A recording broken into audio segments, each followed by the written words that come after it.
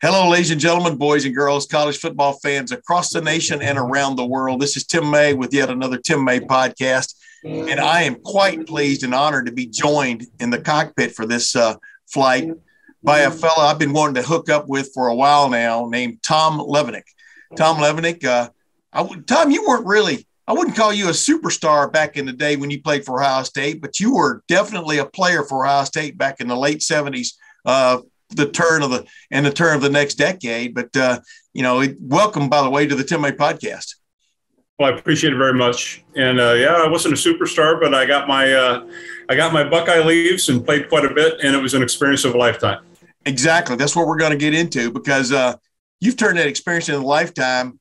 You're in the process of turning it into a series of books, but definitely you've got one out there already. And just explain to people what inspired you to write about those 1978, 79, and 80 and 81 Buckeyes. Or do I have the years right? I think I do, right? You transcended Woody Hayes to Earle Bruce, and just why did you feel compelled to take time from your major full-time jobs to sit down and do what is a full-time job and document those times and places and what it meant to you?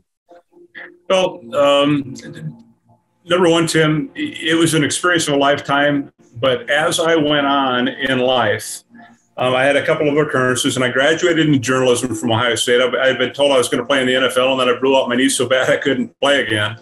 And I got my degree in journalism, and I started doing a lot of writing. But as I moved around on business in my career, I wasn't really utilizing my journalism degree too much. So I started writing for a local website called the Buckeye Grove, and I'd write a column about 3 days a week.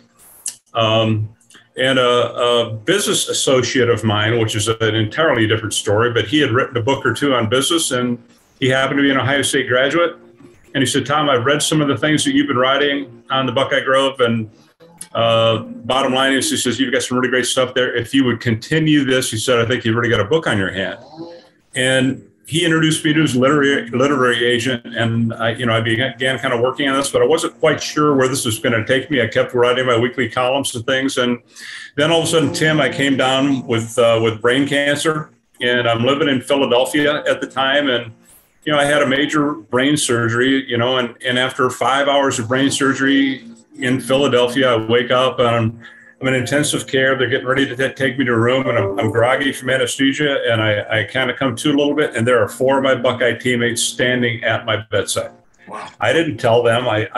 My family were the only ones that knew. They heard about it, and by God, they're going to be there for their Buckeye brother. And that really turned the tides for me writing this book, because there's so many other compelling stories out there about our brotherhood that I wanted to share some of those, and that's where the title Buckeyes for Life came from. Who were the 4? Who were the 4 hovering over you? It was Doug Donnelly, Tim Burke, Mike Polinack, and Tim Burke, Mike Polinack. Oh, and Calvin Murray. Calvin Murray. Yeah, I've had Doug Donnelly on my podcast before, as you well know. He's one of those great guys you met definitely in your time at Ohio State, and I've met since then. But sure. Yeah, that just cemented. I mean, it's crazy to think that, in this age, especially in this age where name, image, and likeness is going on, guys are transferring into transfer portal when things don't go exactly right. You guys were basically bound to be brothers, whether you liked it or not. When you first signed with Ohio State, there was no transferring unless you just went off on the deep end and wanted to sit out a year or two. But, is it still stunning to you this day that is transcended into a way of life? Oh, absolutely. And, I came from a real Big Ten background. My dad, my uncle, and my cousin in that order all played for the Wisconsin Badgers. And then my dad graduated from metallurgical engineering and moves to Illinois to work for Caterpillar and raises his family in Illinois. My brother was All-American, All Big Ten, captain of the team at Illinois. I got friends in Notre Dame, friends at Texas and USC, and they don't have this brotherhood that we do. They just do not have it. It's not the same. And I've talked to, and there's a lot in the second book about this. I've talked to the folks like Archie Griffin and different people that are part of the brotherhood on, what are the elements that really drive that? And it's something pretty special. So yeah, it's funny. I had Rex Kern on before Christmas, and talking about the book that that he authored, or at least was ghostwritten for him. I'm sure, but he was stunned by he was stunned by the reception for it, but he also was more stunned by every story he thought of, you know, a week later or 10 minutes later, he thought of another one that was just so special. And you'd almost put them aside in your memory bank. And, you know, you and I talked about this before. That's kind of the way it was with you, right? One story led to another, led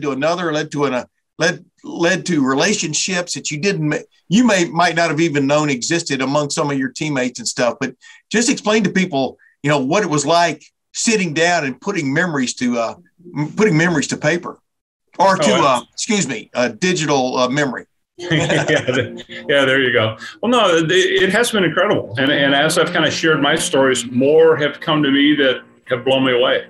You know, if you remember John Brockington, the great running back for the Green Bay Packers, you know, I had this Wisconsin background, so I grew up rooting for him as a kid. I didn't know that he was a Buckeye. I didn't know he played on the '68 National Championship team. But then I'm on the board of directors for the Varsity Alumni Association, and Ron Masajowski comes to me and he says, "Hey, Tom, I hate to tell you this, but Brock's got kidney cancer." And he said, "Tom, I know you've got all the contacts and you're kind of the go-to guy. If I write a letter to the former players about Brock with kidney cancer, will you send it out to everybody?"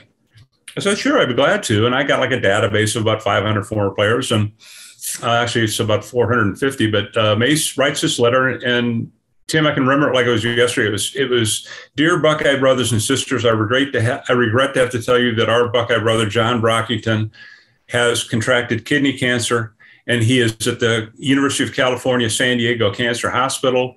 If any of you would be so noble and honorable to want to donate a kidney for John Brockington's kidney replacement, could you please contact this lady at the University of California, San Diego Cancer Hospital?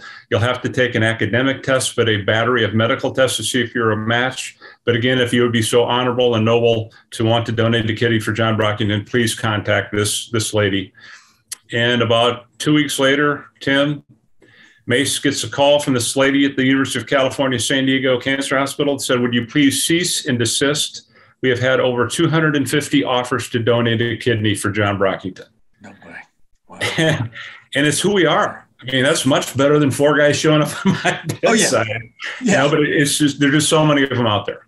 It's just for somebody sharing interest from a test or something. You're right. Yeah. But, you're right. Did they end up getting a match with those guys? Yeah, you know who the match was. Ended up being his wife, Diane. Well, there you go. The kidney donation, and that's another part on this second book is that I found out that so many of the spouses have had these experiences within the brotherhood, or they've observed them. And my wife Terry has, and we decided, okay, we're going to do a section in here called Family Matters, and we're talking to the family members about what it's like, you know, having a Buckeye brother in your family. And so we've talked to Diane Brockington, we've talked to Carolyn White, Jan White's wife, we talked to Benita Griffin. Well, one of the ones that I thought was really cool is we talked to Cheryl Kumaro Bosa, and she went to Ohio State when I did. Her brother was Eric Kumaro, all Big Ten. Then she marries John Bosa, who's Eric's teammate at the Miami Dolphins, and she has Joey and Nikki Bosa, you know, and so you got the mom, the brother, the 2 kids, you know, and so to hear that passion of those family stories is really incredible. It's stories that haven't seen the light of day. Talk about intertwining. That's definitely one of them, man. It's great. You know, I know there's a story you tell about your wife, Terry, when you introduced her or took her to a captain's breakfast. I can't remember what it was, but you had several former players show up and welcome her. Tell people that story about welcoming her to the brotherhood, or whatever you want to, you know, everywhere you want to put it. 3 different people in a row, unsolicited by me or them. You know, we were at the Varsity O room at the stadium for a game, and Cornelius Green comes up and puts his arms around Terry and says, "Welcome to the family." And when he could do so, and this brings a tear to my eye, but when he could do so, William White did the same thing. So did Vaughn Broadneck. So did Archie Griffin. And just powerful stuff. Yeah. And, you know, Terry's been a part to see what that's all about. And it's pretty special. And you know, I've told those stories about that it doesn't exist other places. Well, the ones I know of that it doesn't, but my brother was the most valuable player at Illinois, played in the NFL, and he went on to become the CEO at Caterpillar, which made my dad awful proud that he worked there 33 years and his son's now CEO. But he's since retired, but he had complete open heart surgery. And I was there for him. I flew in. I was there when he came out of surgery. And I'm there for a couple of weeks. He didn't get a call. He didn't get a text. He didn't get a visit. And they just don't have the brotherhood that we do. It's just a very different thing. And it's built on what Woody taught us and what Ryan Day still talks about today or teaches today. It's all about love. You got to love to compete. You got to love to hit. You got to love to do your studies and academics. You got to love to contribute in the community, but you got to love your teammate and love your brother. And then when you have those big Michigan wins and those champions and the bowls, then you exuberate, you just celebrate, and it's a bond that lasts forever. It is really something special. Yeah, and you've touched on this before. You and I've talked about this.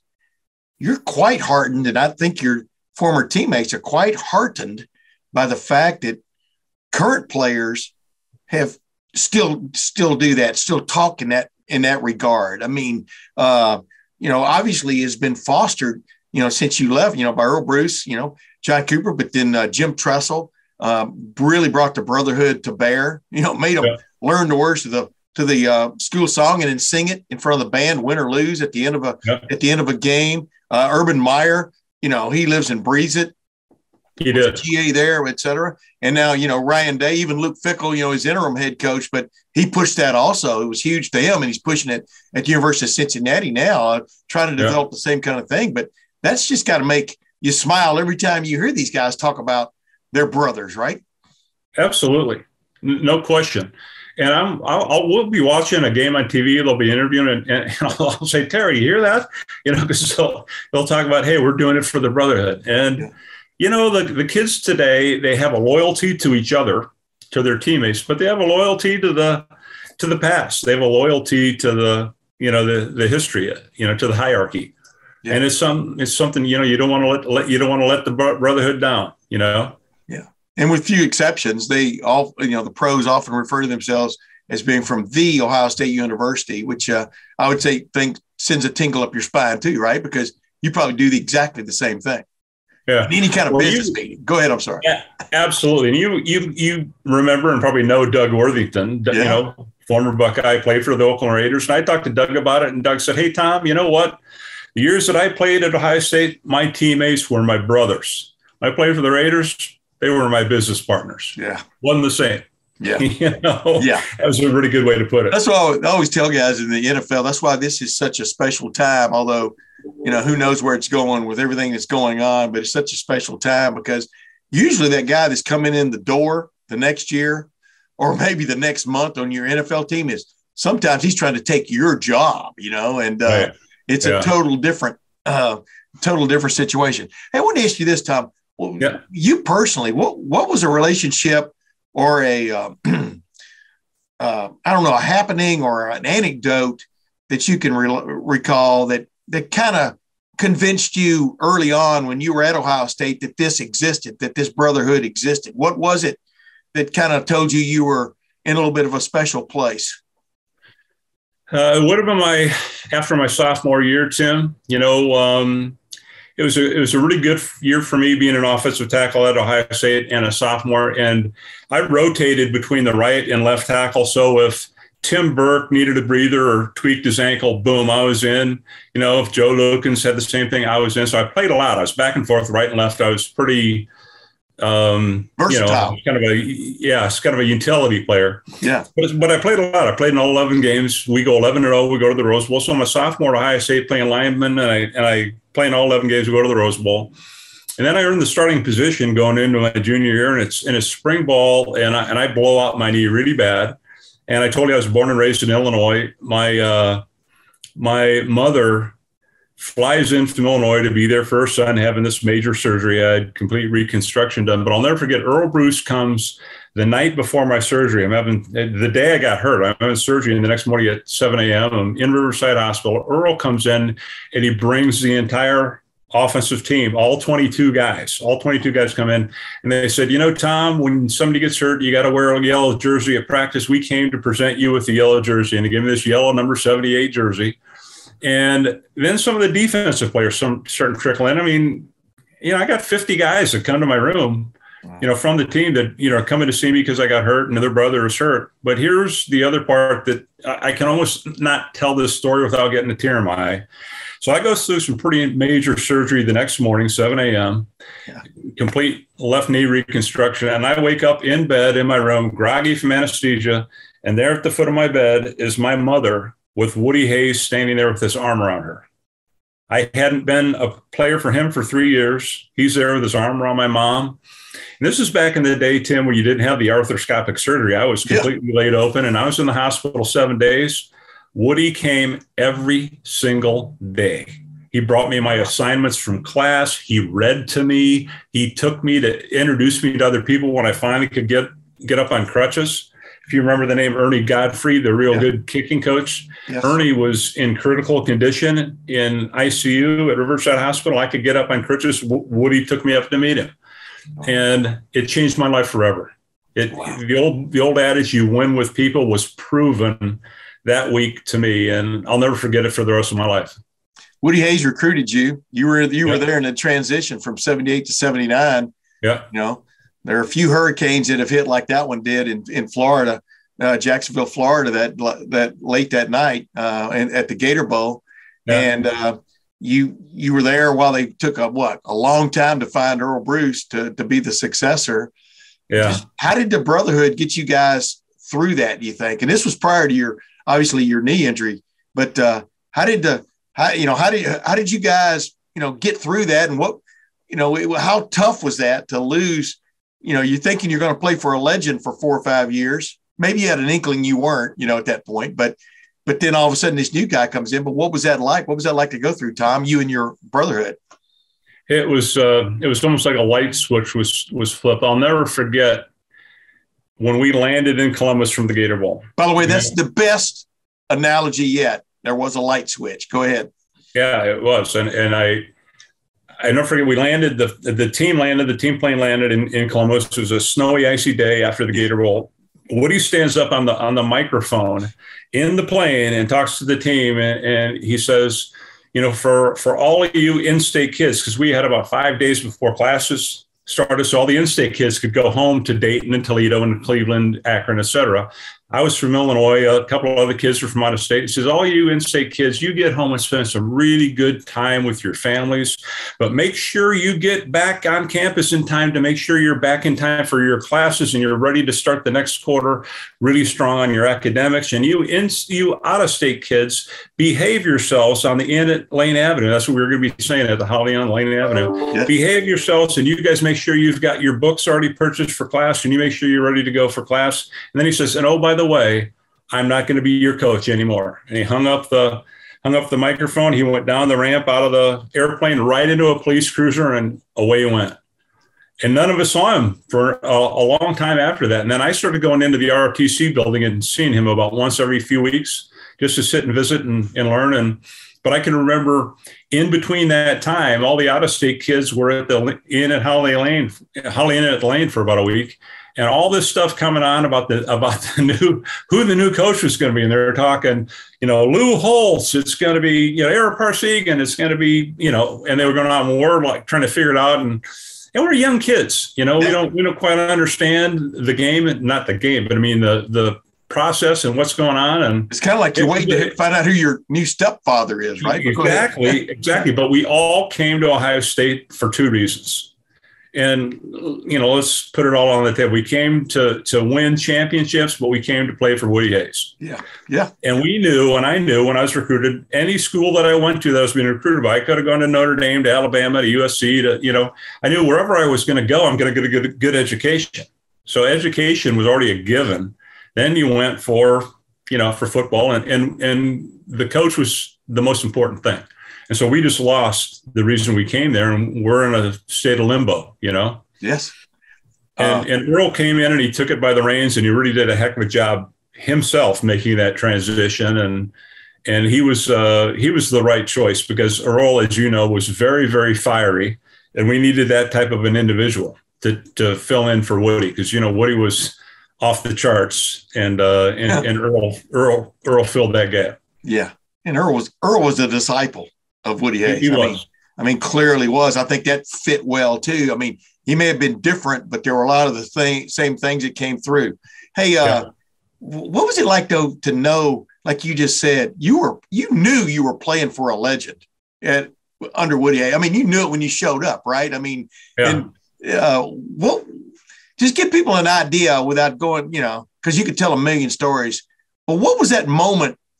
I mean, because obviously Woody had some challenges his last couple of years, from a physical standpoint, and maybe even from a mental standpoint, keeping it all together at times. But what was that moment when you kind of pinched yourself like, man alive, this guy talking to me, this is Woody Hayes. You know what I mean? And when it really hits you, who he was and what he was all about. Well, it was really interesting because it really happened when I was recruited, because he came to the house in Illinois and he spent time with my mom and dad and my brothers. Yeah. And the way in which he talked to my family was incredible. And when I can remember coming home from practice my senior year and telling my mom and dad, hey, Davey Adolph called and Coach Hayes wants to stop by the house to meet you guys. And my mother said, absolutely not. I'm not going to have that heathen in my home. And I grabbed my dad and pulled him aside. I said, Dad, please go talk to Mom, convince her. I really would love to potentially go to Ohio State. But, Coach Hayes is a legend. I'd really love this to happen. And they figured it out, and Coach Hayes came. And my dad was a metallurgical engineer at Caterpillar. My dad is in the living room talking properties of metals and metallurgy with my father. My dad's like, who is this guy that knows about metallurgical engineering? My brother was graduating in psychology. He's talking psychological properties to my brother. And then he turns to my mother and he says, Mrs. Levenick, how did you raise such three wonderful sons? I had two older brothers. And my mom just tears up and she goes, Coach, with a lot of love, with a lot of love. And he goes, that's what I thought you'd say. And he had them sold. And I'm sitting there and he was reading passages from Robert G. Ingersoll to my parents out of this book. And I'm sitting there thinking, I get a chance to play for this guy. Yeah. And I knew then that it was something special. And then when you're there and you're playing for Ohio State under Woody Hayes, every time we had a team meeting was an experience. He was always teaching and he was always motivating. And when I say teaching, wasn't teaching football. He was teaching philosophy and history, loved military history. And you hear everybody at Ohio State talking about pay it forward. And Woody taught us to pay it forward. But everybody says, oh, Woody Hayes came up with that. Well, no, he didn't. I just drew a blank. I know who you're talking about too, and I can't remember because I know about this. It was Ralph Waldo Emerson. Yeah, Ralph Waldo. And Ralph Waldo Emerson wrote the essay and the theory on compensation. And Woody would get up with that book and say, let me tell you about Ralph Waldo Emerson's theory on compensation. You can never pay back. You can only pay forward, cent for cent, line for line, deed for deed. I can remember it like yesterday. Wow. And he taught us those things. He didn't come up with it, but he taught us. And it was something really, really special. You got Urban Meyer to write the forward, I think. Is it this book or the next book? Is it this book or your second book? You got Urban to write the forward for it? Yeah, Urban for this second book, yeah. Yeah. And that just tells you, I mean, he definitely, definitely believed in the brotherhood, et cetera, referred to it often. He does. But I just want to ask you one last thing before we get done here. Of all your teammates, who is that one guy that you think, and don't tell me about the guy you're looking at in the mirror, but who is that one guy that just either personifies it or personified it? I mean, I'm thinking of John Hicks was a guy that, that I know you were familiar with and stuff, as one fellow who always talked about the old man, about Woody, et cetera, but also about the brotherhood. He was really great at keeping, like you said, the dossier, you know what I mean? But who's a guy that you think just personifies that? that personifies the brotherhood and, yes. What has been professed throughout, because that's the one thing about the brotherhood. It's continued yes. from Woody all the way through to today, And I would tell you, for me to identify one is pretty difficult because there's a ton of them. We That's all not fair. learn. Yeah. Well, it's not only not fair. Well, hey, Tom, you just learned a lesson. Life is not fair. Now go ahead. You're right. Well, I mean, there are so many of us, and I'm not trying to be fair to one or another. It's just that we all live the brotherhood. Yeah. I could pick out 10 guys that are that way. Those guys that I mentioned that were at my bedside. You go out of your way, for your brother. I'll tell you one that is really something very, very special is William White. And you know that William's got ALS. Yes. William right now cannot move either arm, nor will he ever be able to. He's got a feeding tube permanently in his stomach because he cannot swallow. Yeah. But Chris Spielman was recently inducted into the Detroit Lions Ring of Honor. William White was there to induct him. William White got up, could not lift either arm, stood at the podium and inducted Chris Spielman because he wanted to be there for his Buckeye brother. Wow. And he overcame anything. He has a disease that has never been cured, but yet he's there for his Buckeye brother. And I would have to put William at the top of that list. William said the blessing in Terry's and my wedding, and he had ALS then. Yeah. It was very, very interesting that William and I even bonded even further because the day that he was diagnosed with ALS was the same day that I was diagnosed with brain cancer. Wow. And we bonded as Buckeye brothers, and we've been close ever since. And he came to my aid, and I came to his aid. And wow. It's what it's all about. Yeah, William's one of my favorite people ever. Me too. Tough thing happened to him at Ohio State near the end there, but wow, that gave me chills, man. I didn't know that about him introducing Chris. That's huge. Hey, yep. Last thing at least in this session, because you and I are going to have a few more of these. As you explored the idea of doing a book on it, why did you think it needed to be, I don't know, documented? Because, it's a lot of times you need somebody, in my opinion, a lot of people, I've written one book in my life and it got canceled because the guy got knocked out by Evander Holyfield. But that's a long story. But, sometimes when I'm at night, back when I was a sports writer, when I was done writing for the day, I didn't feel like sitting down and writing anymore. You know what I mean? That's just the way it was. But it's great when a person comes along like you who was in the midst of it all and feels compelled to put it on paper, to put it down for the history books. But when did that really strike you that this needs to be documented? Well, I told you about that. I told you about that gentleman. Yeah, but you've had all this in your mind for a while. There's a big difference between becoming inspired and actually sitting down and doing it. You understand? I mean, believe me, I've done it all my life. But when did you did it have a momentum once you got going on it? The momentum was really that time when I had those gentlemen by my bedside.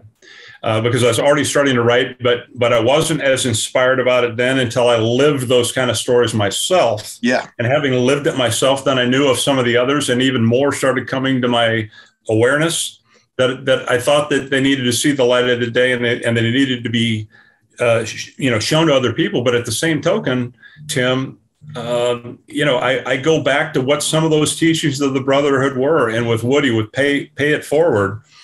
I knew that I had a talent for writing. I knew that I had some experiences that a lot of other folks haven't had.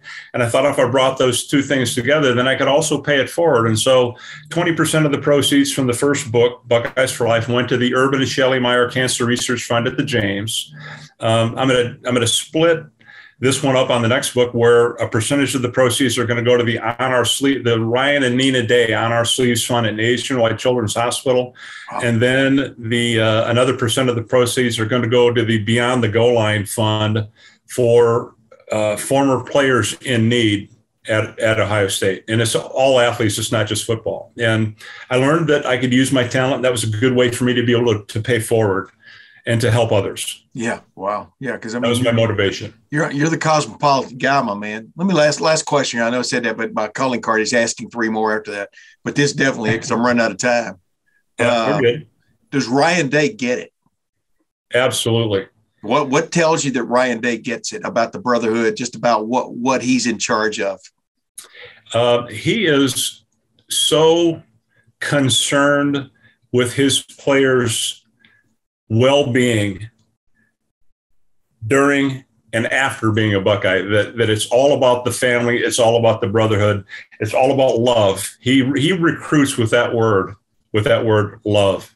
And he has a passion that I haven't seen in a long time, and players every bit as much as Woody and Urban did, if not more. And that's tough for me to say, if not more, but we're very blessed to have Ryan Day as our coach. We got a special guy. When you hear him say things like, even in recruiting, they don't go after just everybody, or anybody. They have to fit. I mean, it's not like it's a cult, but they have to fit, right? That has to warm your heart to hear him saying, basically, this is a special situation here. Are you the right person for it, right? I mean, yeah. You know what I mean? Well, and there's one where it's cascaded to today. I told you that story about Woody in the living room of my house recruiting me. Woody recruited the family. He never asked me a question that night until he was leaving, because I was going to Notre Dame the next day. He said, "Hey, don't let them Golden Dome you." You and Tom Cousineau have almost the same story there. Go ahead now. Yeah. Don't let them Golden Dome you. I love that. Go ahead.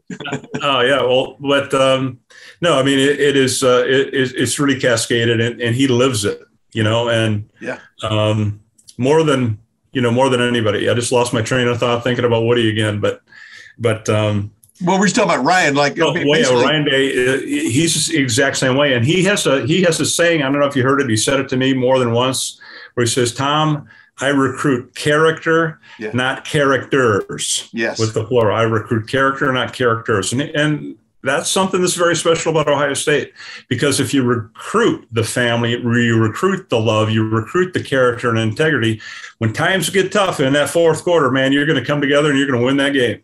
That's exactly right. Yep. That's exactly right. And you're not going to turn on each other after things don't necessarily go well. I mean, that's very interesting. Hey, Tom Levenick, appreciate you joining the Tim May podcast. We're going to do it again, of course, as I promised you. We're going to preview the next book coming out. But, man, I appreciate you joining me, my man. Anytime, my friend. I appreciate you as well. And have a good rest of your week. And I'm sure we'll talk again. You got it, ladies and gentlemen. Until next time, this is Tim May. We'll see you then.